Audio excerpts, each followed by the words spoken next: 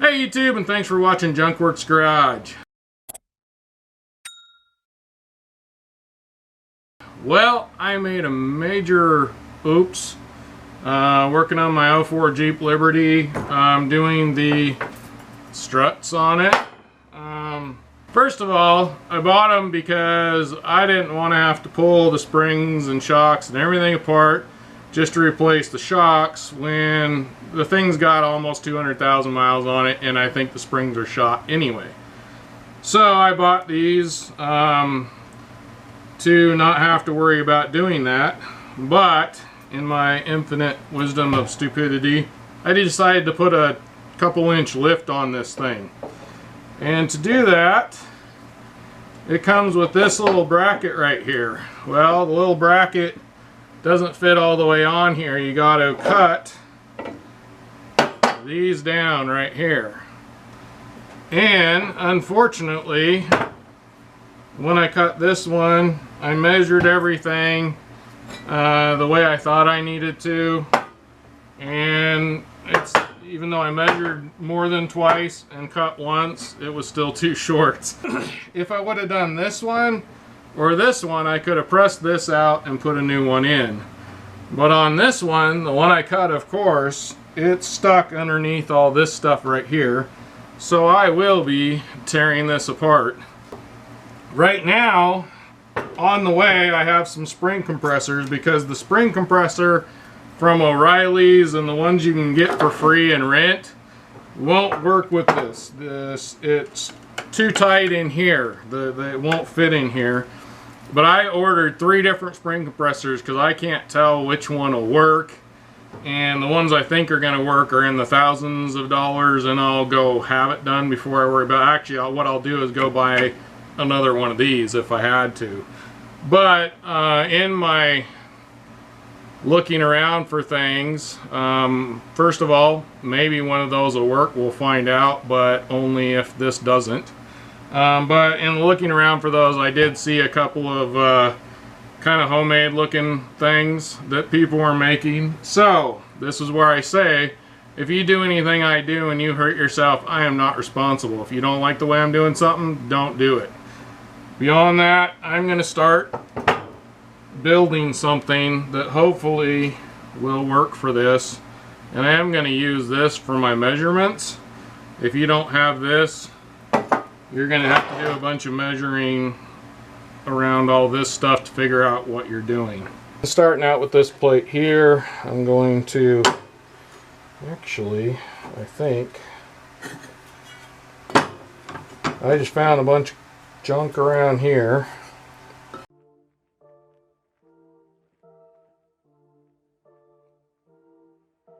Alright, and messing with this, I think that's going to be a fairly good place for this. So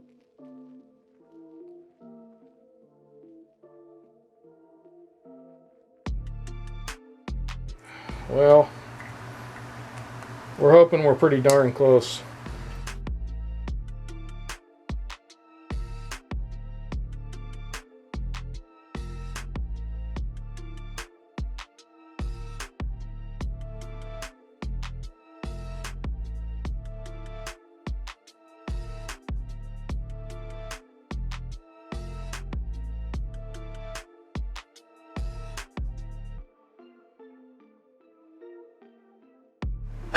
I'm going to use this. Let's see. We got 3 out of 4. So I'm actually going to widen them all out a little bit. That was the biggest bit I had, but I have one of those unibit things. I'm going to go ahead and grind these out a little bit more, maybe chamfer them a little bit. Clean this up a little bit more. You don't need to see me drilling more bigger holes. I'm going to do basically the same thing as I've been doing, widen these out somehow.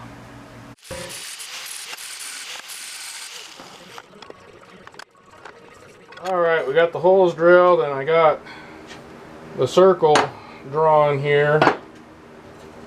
I'm try and kind of find the middle of the circle. I'm not caring if I'm perfect, but we're gonna try to kind of find a middle ground here.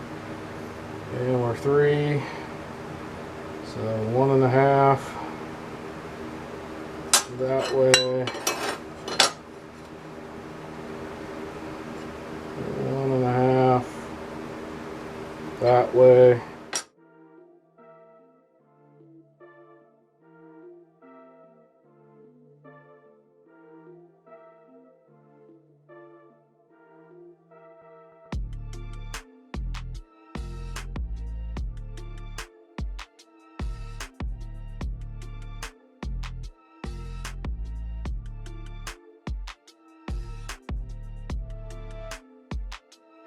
So once again,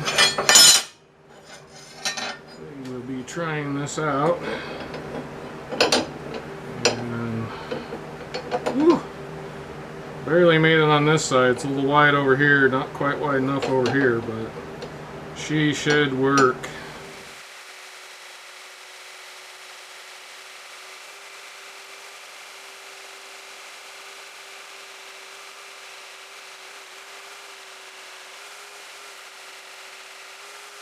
So you just saw me cut this on my new table that I built for my Harbor Freight saw, which I'll have videos on both of those things.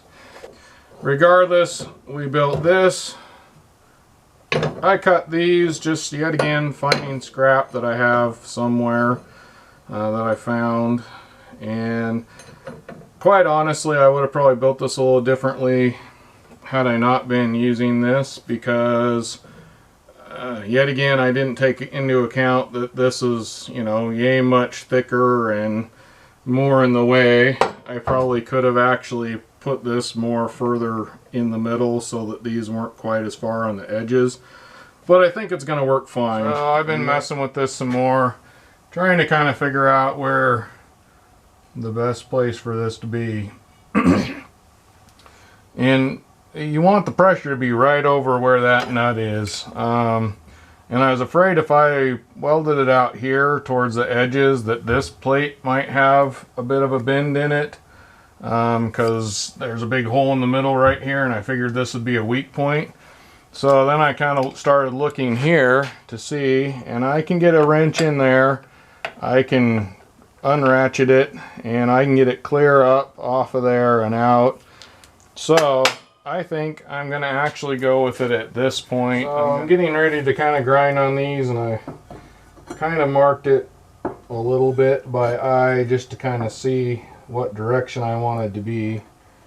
And now, and then I'm just going to take this and mark right up to it here. That'll give me a pretty good idea of where I need to grind and how much. And that should set it in there nicely, which yet again should give it a little bit more strength.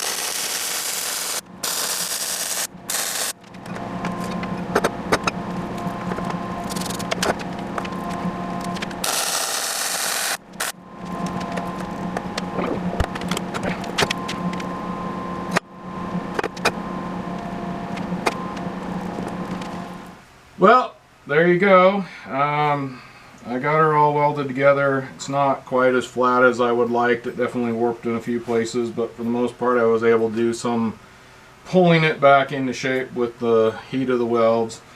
I am not the most excellent welder in the world, obviously, but I'm very confident in my ability to weld. I've learned from stick welding, oxyacetylene welding, TIG welding, MIG welding. I've done, if there's a type of welding, I mean, I've brazed. I've done all kinds of stuff as far as welding.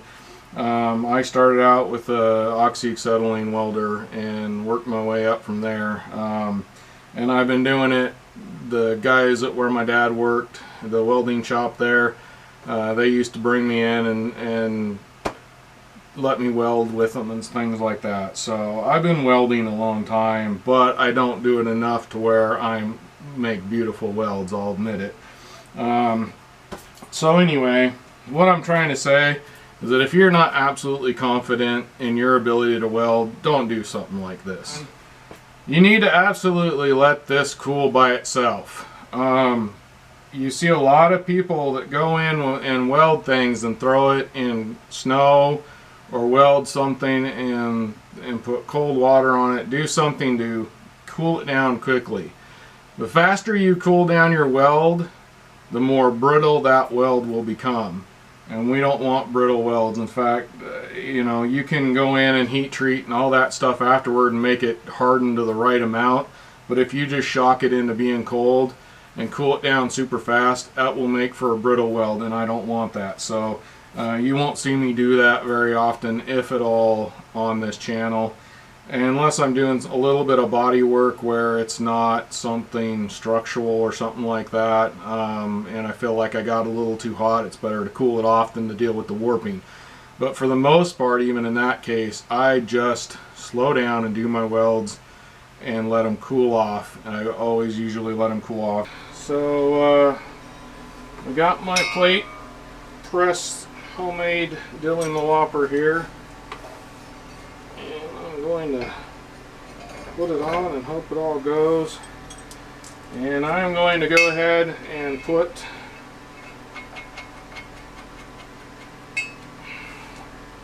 three of the nuts on, because the fourth one I bunged up anyway.